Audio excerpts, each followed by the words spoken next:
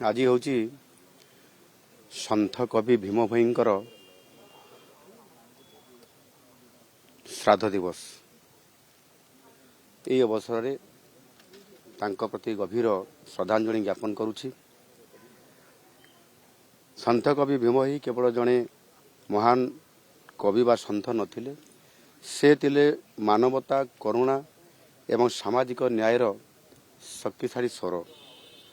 अत्यंत सरल और सावलील भाषा भजन और चौतीसा माध्यम से मानवता, सरलता और सामाजिक समानतार वार्ता से दौथिले।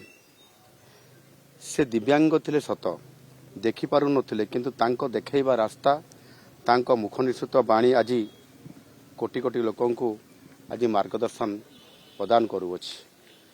से जीव जगतर दुखरे अत्यंत दुखी होई से कहिथिले, प्राणी को आरत दुख अप्रमुत देखु देखु केबा सहु, मो जीवन पछे नरके पड़ी थाउ, जगत उद्धार हो। ई महान चिंताधारा आज सन्थ कवि को आज विश्व विदित करिछि। एभଳି चिंताधारा केवल जने कवि किंबा लेखक पक्षरे संभव नुह, यह केवल जने सन्थ ही करि परिबे।